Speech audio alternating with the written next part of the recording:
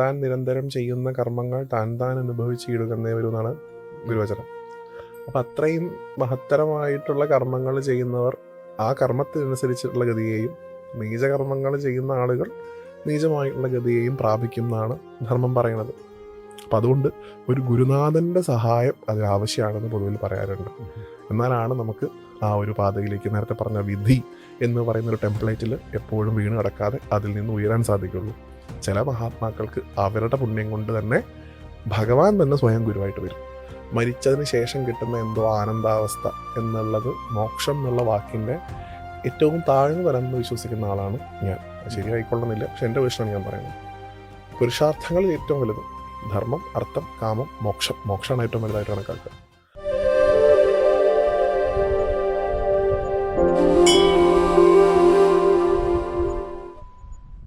ഇപ്പോൾ ഈ വർത്തമാനകാലത്ത് എല്ലാവരും, സാധാരണക്കാരെല്ലാവരും ഈ ഇമോഷണൽ ബാഗേജ് എന്ന് ഒറ്റ വാക്കിൽ പറയാം. അതായത് കർമ്മഫലം, എന്നെ വേട്ടയാടുന്നത് എൻ്റെ കർമ്മഫലമാണ്.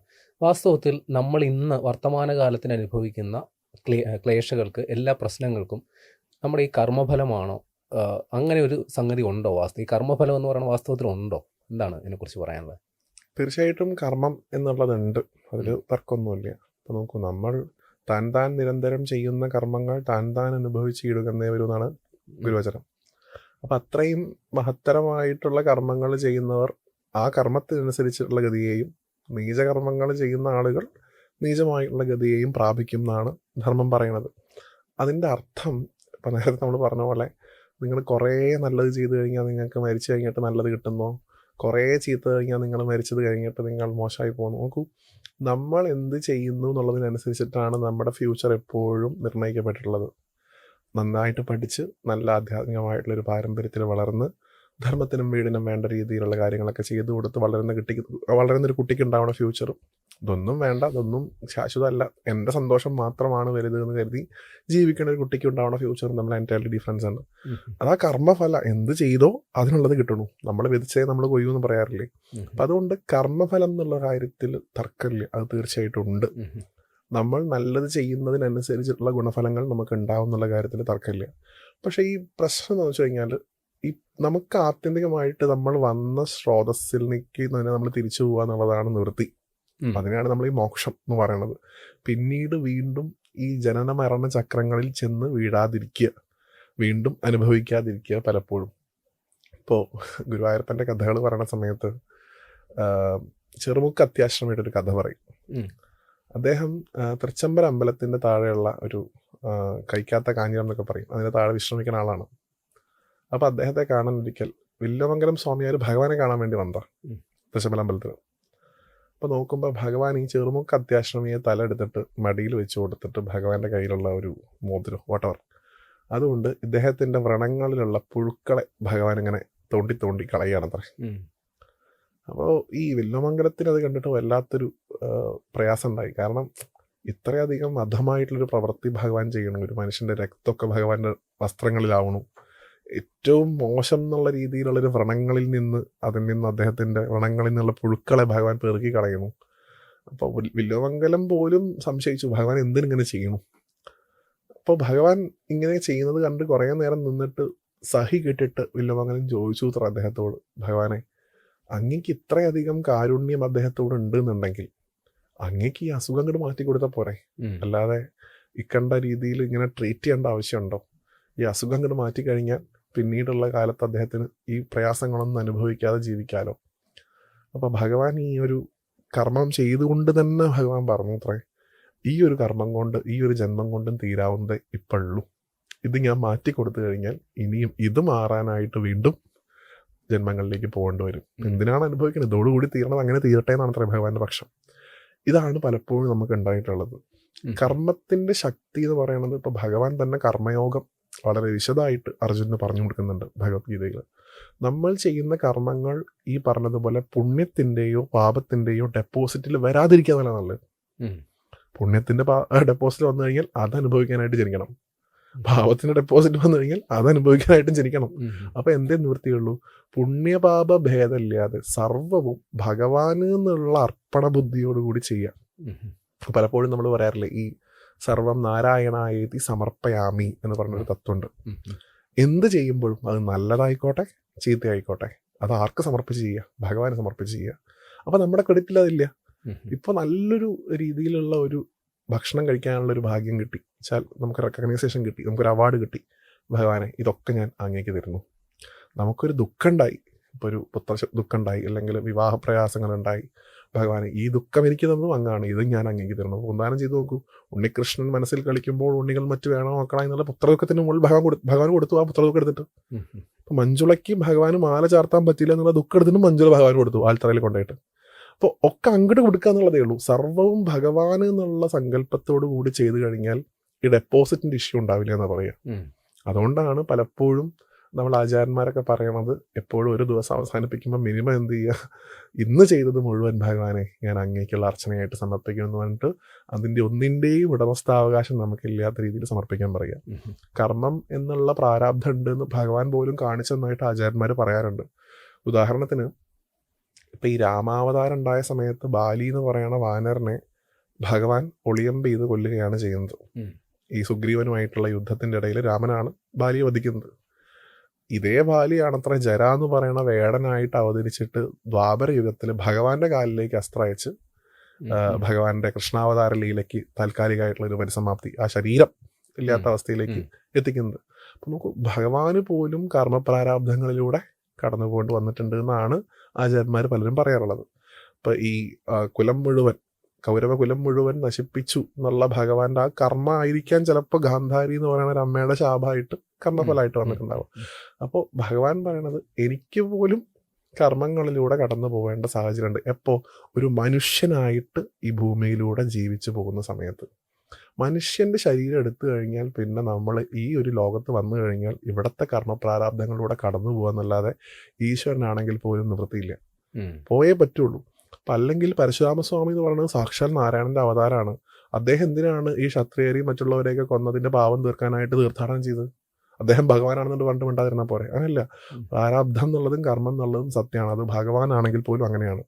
നോക്കൂ, ശ്രീരാമസ്വാമി അദ്ദേഹം ബ്രാഹ്മണൻ കൂടിയായിട്ടുള്ള രാവണനെ വധിച്ചതിൻ്റെ പാവം തീർക്കാനാണ് രാമേശ്വരത്ത് വിളിച്ചതെന്നാ പറയുക. കാരണം ഈ രാവണൻ എന്ന് പറയുന്ന ആള് ബ്രാഹ്മണ കുലത്തിൽപ്പെട്ട, അദ്ദേഹത്തിന്റെ അച്ഛൻ ബ്രാഹ്മണനാണ്. അപ്പൊ അദ്ദേഹത്തിനെ കൊന്ന ഫലം ബ്രഹ്മഹത്യ, ആ പാപം തീർക്കാൻ ഭഗവാൻ ശിവനെ ആരാധിച്ചു എന്ന് പറയുമ്പോൾ അദ്ദേഹം നാരായണനല്ലേ, ശ്രീരാമനല്ലേ എന്ന് നമ്മൾ പറയുന്നില്ലല്ലോ. അദ്ദേഹം അതിൻ്റെ പാപം മാറ്റാനായി ശിവനെ ആരാധിച്ചു എന്ന് പറയുന്നു. അപ്പോൾ കർമ്മപ്രാരാധന എന്നുള്ളത് സത്യമാണ്. അപ്പം എന്തേ നിവൃത്തിയുള്ളൂ? അത് മാറ്റാൻ ആരാധന സർവ്വതും സമർപ്പിച്ച് ചെയ്യുക എന്നുള്ളതാണ്. അപ്പം അത് മാത്രമാണ് അതിൽ പരിഹാരമായിട്ട് പറയാറുള്ളത്. പക്ഷെ നമ്മൾ ജീവിതത്തിൽ എന്തെങ്കിലും ഒരു പ്രതിബന്ധങ്ങളോ പ്രശ്നങ്ങളോ ഉണ്ടാകുമ്പോൾ നമ്മൾ ഏറ്റവും ആദ്യം എടുത്ത് പ്രയോഗിക്കുന്ന പദം എന്ന് പറയുന്നത് ഇതെൻ്റെ മുജ്ജന്മ പാപം, എന്തെങ്കിലും ഒരു നല്ല കാര്യം സംഭവിച്ച മുജ്ജന്മ സുകൃതം. ഇത് രണ്ടും വാസ്തവമാണോ? തീർച്ചയായിട്ടും. അത് നമ്മൾ എങ്ങനെ എടുക്കണം എന്നുള്ള വിശേഷ ബുദ്ധി കൂടി മനുഷ്യനുള്ളത് കൊണ്ട് അതിന് കൂടുതലായിട്ട് അതിൽ ഡെക്കറേറ്റ് ചെയ്യാതിരിക്കാന്ന് ഞാൻ പോലും പറയാറുണ്ട്. കാരണം ഇപ്പം അങ്ങനെ സംഭവിച്ചു, ഇതെൻ്റെ മുജ്ജന്മ പാപമാണെന്ന് പറഞ്ഞ് മിണ്ടാതിരുന്ന് കഴിഞ്ഞാൽ എവിടെയും നമ്മളെത്താൻ പോണില്ല. നമുക്ക് വിശേഷ ബുദ്ധിയുണ്ട്, നമുക്ക് അതിൽ നിന്ന് ഉയരാനുള്ള ശേഷി ഭഗവാൻ തന്നിട്ടുണ്ട്, അത് ഉപയോഗിക്കുക. ഇപ്പോൾ നോക്കൂ, പൂന്താനത്തെ പോലത്തെ ഒരു ഭക്തൻ, അദ്ദേഹത്തിൻ്റെ ഈ ജന്മത്തിലെ എന്ത് പാപം കൊണ്ട് അദ്ദേഹത്തിൻ്റെ കുട്ടി മരിച്ചു പോയത്? അതും കാത്തിരുന്നുണ്ടായിട്ടുള്ളൊരു കുട്ടി. ആ കുട്ടിയാണ് അന്നപ്രാശത്തിൽ നിന്ന് മരിച്ചു പോണത്. അപ്പം അദ്ദേഹം ഈ ജന്മം എന്ന് പറഞ്ഞാൽ അദ്ദേഹം ജനിച്ചപ്പോൾ തൊട്ടൊരു ഉറുമ്പിനെ പോലും നോവിക്കാതെ ജീവിച്ചൊരു മനുഷ്യനാണ്. അദ്ദേഹം എന്ത് കർമ്മപ്രാരാബ്ധത്തിൻ്റെ പേരിലേക്ക് കുട്ടി പോയത്? അപ്പം ഈ ജന്മത്തിലല്ല, ഏതോ ജന്മത്തിലെ ഒരു പ്രാരാബ്ധം കൊണ്ട് ആ കുട്ടി പോയി. അപ്പം എല്ലാ കാലത്തും കരഞ്ഞുകൊണ്ട് എൻ്റെ കുട്ടി പോയല്ലോ എന്ന് പറഞ്ഞ് അവിടെ ഇരുന്നില്ലല്ലോ. അദ്ദേഹം ഉയർത്തു, അതിന്ന് സ്വയം ഉയരാനുള്ള വിശേഷ ബുദ്ധി അദ്ദേഹത്തിൻ്റെ ആരാധനയിലൂടെ, ഉപാസനയിലൂടെ, ഭക്തിയിലൂടെ അദ്ദേഹത്തിന് കിട്ടിയിരുന്നു. അതുകൊണ്ടാണ് നമ്മൾ നേരത്തെ പറഞ്ഞത്, അദ്ദേഹം പറഞ്ഞത് ഉണ്ണികൃഷ്ണൻ മനസ്സിൽ കളിക്കുമ്പോൾ ഉണ്ണികൾ മറ്റു വേണമോ എന്നുള്ള ഒറ്റ വാക്കിലൂടെ അദ്ദേഹം ഉയർന്നു. നമുക്ക് തിരഞ്ഞെടുക്കാം നമ്മുടെ പ്രാരാബ്ധത്തിൻ്റെ ഫലം നമ്മുടെ ജീവിതത്തിൽ എങ്ങനെ വരണം എന്നുള്ളത്. ഇതെല്ലാം വിധിയാണല്ലോ എന്ന് പറഞ്ഞ് മുണ്ടാതെ പോകുന്നതിനെ കുറിച്ച് ഭഗവാൻ യോജിപ്പില്ല എന്നാണ് എൻ്റെ പക്ഷം. അതിനെപ്പോലും നീ നിന്റെ വിശേഷ ബുദ്ധി ഉപയോഗിച്ച്, ഭഗവാൻ പറഞ്ഞാൽ ഉദ്ധരേത് ആത്മനാത്മാനം, നീ നിന്റെ ഉള്ളിലുള്ള എന്നെ മനസ്സിലാക്കി നീ ഇതിൽ നിന്ന് ഉയരും. അല്ലാതെ അതിൽ തന്നെ കിടക്കുക എന്നുള്ളതല്ല വിധി. ഉയരാനുള്ള ശേഷിയുണ്ട് നമുക്ക്, നമ്മുടെ ഉള്ളിൽ തന്നെ ഉണ്ട്. അത് തിരിച്ചറിയുക എന്നുള്ളതാണ്. പക്ഷെ അത് തിരിച്ചറിയണമെന്നുണ്ടെങ്കിൽ നേരത്തെ പറഞ്ഞതുപോലെ ഒരു ഗുരുവിൻ്റെ സാന്നിധ്യം നമ്മുടെ ശരീരത്തിൽ, നമ്മുടെ ഈ ജീവിതത്തിൽ ഉണ്ടാവണം എന്നാണ് നിർബന്ധമായിട്ടും പറയുക. അപ്പോൾ ഹനുമാൻ സ്വാമിയുടെ കഥ പറയുമ്പോൾ അദ്ദേഹം ഈ സീതാന്വേഷണത്തിന് പോയ സമയത്ത് ഓരോ വാനരന്മാരും വന്ന് ഇത്ര കാലം ചാടുന്നുള്ള കാര്യം പറയുമല്ലോ. അപ്പം അദ്ദേഹത്തിന് ഈ ശാപമുണ്ട്, നേരത്തെ പറഞ്ഞതുപോലെ തൻ്റെ സ്വന്തം ശക്തി എന്താണെന്ന് തിരിച്ചറിയാതെ പോട്ടെ എന്നുള്ള ശാപം ഹനുമാൻ സ്വാമി കിട്ടിയിട്ടുണ്ട് മുനിമാരുടെ കയ്യിൽ നിന്ന്. അപ്പം അദ്ദേഹം മാത്രം ഇങ്ങനെ മാറി നിന്ന് ഇവർ ഓരോരുത്തരും ഇത്ര കാലം എന്ന് പറയുന്നത് കേട്ടിരിക്കുമ്പോൾ ജാംബവാൻ എന്ന് പറയുന്ന അദ്ദേഹമാണ് വന്ന് പറയുക, ഹനുമാൻ താങ്കൾ വിചാരിക്കുന്ന പോലെ ആളല്ല, പണ്ട് കുട്ടിയാവുന്ന സമയത്ത് സൂര്യനെ പോലും എത്തിപ്പിടിക്കാൻ ചാടിയ ആളാണ്, അതുകൊണ്ട് സ്വന്തം ശക്തി മനസ്സിലാക്കൂ. അപ്പോൾ അദ്ദേഹത്തിൻ്റെ വിധിയായിരുന്നു ഇതും സ്വന്തം ശക്തി മറന്ന് ജീവിക്കുക എന്നുള്ളത്. അത് അദ്ദേഹം ചെയ്തു. പക്ഷെ ആ അവസ്ഥയിൽ അദ്ദേഹത്തെ സഹായിക്കാനായിട്ട് ആര് വന്നു? ഒരു ഗുരുനാഥൻ വന്നു. ജാംബവാനെ നമ്മൾ കാണേണ്ടത് ഗുരുനാഥന്റെ ഭാവത്തിലാണ്. അദ്ദേഹം നമ്മുടെ ഉള്ളിലുള്ള, അദ്ദേഹം പുറത്തേക്ക് ശക്തിയൊന്നും കൊടുത്തിട്ടൊന്നുമില്ല. അപ്പൊ അദ്ദേഹം വന്നിട്ട് എന്താ പറഞ്ഞത്? തൻ്റെ ഉള്ളിൽ ഇങ്ങനെ ഒരു ഹനുമാനുണ്ട്, ആ ഹനുമാനെ തിരിച്ചറിയും. അത് നമുക്ക് പുറത്തുനിന്ന് ഒരാൾ വന്ന് ചിലപ്പോൾ പറഞ്ഞുകൊണ്ട സാഹചര്യം ജീവിതത്തിൽ ഉണ്ടാവും. അപ്പം അതുകൊണ്ട് ഒരു ഗുരുനാഥൻ്റെ സഹായം അതിന് ആവശ്യമാണെന്ന് പൊതുവിൽ പറയാറുണ്ട്. എന്നാലാണ് നമുക്ക് ആ ഒരു പാതയിലേക്ക് നേരത്തെ പറഞ്ഞ വിധി എന്ന് പറയുന്ന ഒരു ടെംപ്ലേറ്റിൽ എപ്പോഴും വീണ് കിടക്കാതെ അതിൽ നിന്ന് ഉയരാൻ സാധിക്കുള്ളൂ. ചില മഹാത്മാക്കൾക്ക് അവരുടെ പുണ്യം കൊണ്ട് തന്നെ ഭഗവാൻ തന്നെ സ്വയം ഗുരുവായിട്ട് വരും. അപ്പോൾ പൂന്താനത്തിന് ഒരു ഗുരു ഉണ്ടായിരുന്നോ ഈ ഒരു കുത്രദുഃഖത്തിൽ നിന്ന് മറികടക്കാന്ന് വെച്ചാൽ നമുക്കില്ല എന്ന് പറയാൻ പറ്റും. പക്ഷെ അദ്ദേഹം ഗുരുവായൂരപ്പനെ തന്നെ ഗുരുവായിട്ട് കണ്ടിരുന്നു. അതുകൊണ്ട് ഗുരുവായൂരപ്പൻ തന്നെ പറഞ്ഞു കൊടുത്തു, ഞാൻ ഉണ്ണിയായിട്ടിരിക്കുമ്പോൾ ഈ വിഷമത്തിൻ്റെ ആവശ്യമുണ്ടോ? അത് നമ്മളുടെ ഈ പറഞ്ഞ പോലെ പൂർവ്വത്തിൻ്റെ ഫലം തീർച്ചയായിട്ടും അതിലുണ്ട് എന്ന് തന്നെയാണ് നമ്മുടെയൊക്കെ വിശ്വാസം.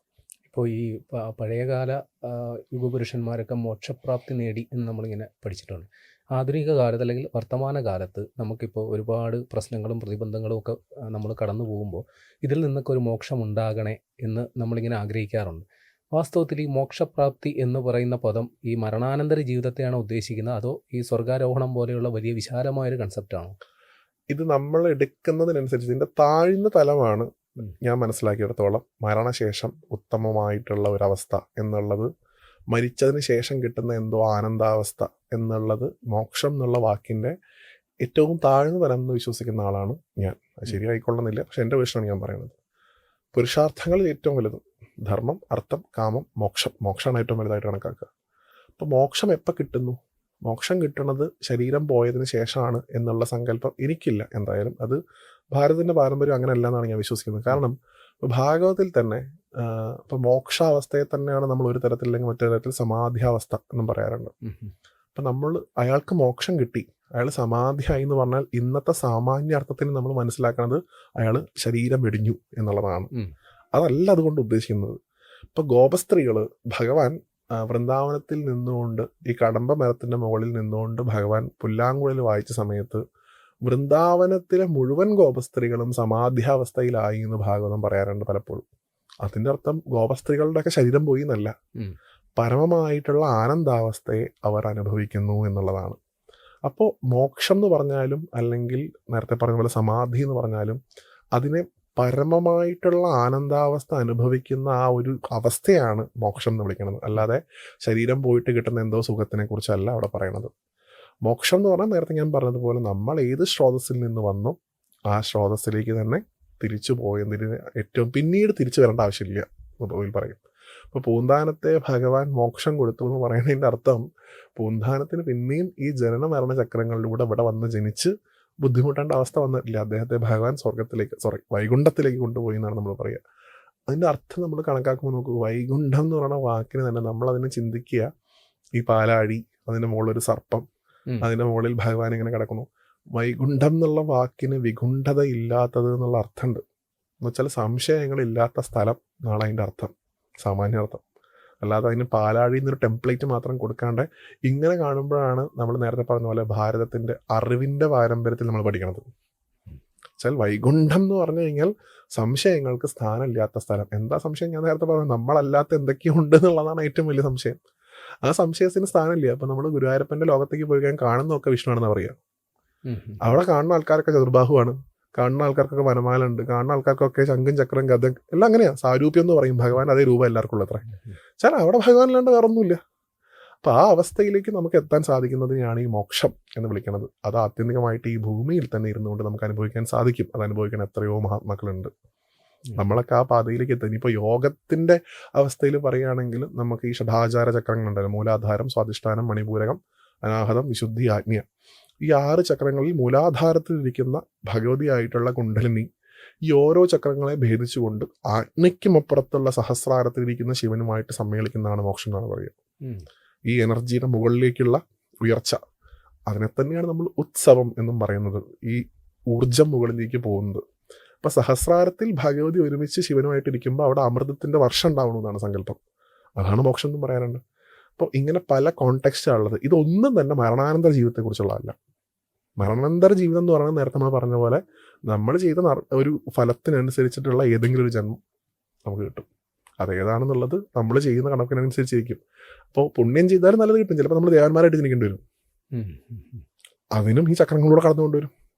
അപ്പോൾ നിവൃത്തി എന്ന് ഞാൻ പറഞ്ഞ പോലെ ഇനി അങ്ങോട്ട് ഈ ജനന മരണ ചക്രത്തിലേക്ക് കടന്നു വരാതിരിക്കുക എന്നുള്ളതാണ്. അതിനാണ് ആ സമർപ്പണ ബുദ്ധിയെക്കുറിച്ചും മറ്റു കാര്യങ്ങളെക്കുറിച്ചും പറഞ്ഞത്. അപ്പോൾ മോക്ഷം എന്നുള്ള കോണ്ടെക്സ്റ്റ് ഒരിക്കലും, ഇപ്പോൾ ഞാൻ കുട്ടികളോടൊക്കെ പറയാറുണ്ട്, മക്കളെ നിങ്ങൾ നാമം ചൊല്ലിക്കഴിഞ്ഞാൽ നിങ്ങൾക്ക് മോക്ഷം കിട്ടുക എന്നൊരു കുട്ടിയുടെ അറിവിൽ കാണുമ്പോൾ വലിയ തെറ്റായി പോകും. കാരണം 5 വയസ്സുള്ള കുട്ടിയോട് നമ്മൾ പറയുകയാണ്, 5 വയസ്സുള്ള കുട്ടി നീ നാമം ചൊല്ലിയാൽ നിനക്ക് മോക്ഷം കിട്ടുമെന്ന് പറയുമ്പോൾ അവൻ പഠിച്ച മോക്ഷം വേറെയാ, അല്ലേ? അപ്പോൾ ആ കോണ്ടെക്സ്റ്റിൽ ആ കുട്ടിക്ക് അത് പറയാൻ പറ്റില്ല. നമുക്ക് നാമത്തിലൂടെ നിന്നെ ഉയർത്തുമെന്ന് പറയാനേ പറ്റുള്ളൂ. മോക്ഷത്തിനായിട്ട് നാമം ജപിക്കുന്നു പറഞ്ഞു കഴിഞ്ഞാൽ നമ്മൾ ഈ കഥകളിലൂടെയും സീരിയലിലൂടെയും സിനിമയിലൂടെയൊക്കെ അവന് കിട്ടിയിട്ടുള്ള മോക്ഷം എന്നുള്ള ഇൻഫർമേഷൻ നമ്മൾ ഈ വിചാരിച്ച മോക്ഷമല്ല, വലിയ അപകടമാണെന്ന്. അപ്പം അതുകൊണ്ടാണ് മോക്ഷമൊക്കെ എന്താണെന്നുള്ളത് ഈ അവസ്ഥയിൽ തന്നെ അനുഭവിക്കാൻ സാധിക്കും എന്നുള്ളതിനെക്കുറിച്ച് പറയുക. ഇപ്പം മാതാമൃതാനന്ദമയി ആയിക്കോട്ടെ, അല്ലെങ്കിൽ നമ്മുടെ മഹത്തരായിട്ടുള്ള ഋഷി പാരമ്പര്യപ്പെട്ട ആൾക്കാരൊക്കെ, അവരൊക്കെ പലപ്പോഴും ഈ ഭജനയൊക്കെ ചെല്ലുന്ന സമയത്ത് അമ്മയൊക്കെ സമാധിവസ്ഥയിലേക്ക് പോകാറുണ്ട് പലപ്പോഴും. അവരാ പരമായിട്ടുള്ള ആനന്ദം അങ്ങനെ അനുഭവിച്ചുകൊണ്ടിരിക്കുകയാണ് ആ സമയത്ത്. അതിൻ്റെ അർത്ഥം അവരുടെ ശരീരം പോയി എന്നല്ലല്ലോ, ഈ സമയത്ത് തന്നെ അത് അനുഭവിക്കാൻ സാധിക്കും. അതിനുള്ള ക്രമങ്ങളിലൂടെ നമ്മൾ നമ്മെ തന്നെ പാകപ്പെടുത്തി എടുക്കുക എന്നുള്ളതാണ് ശരിക്കും വേണ്ടത്.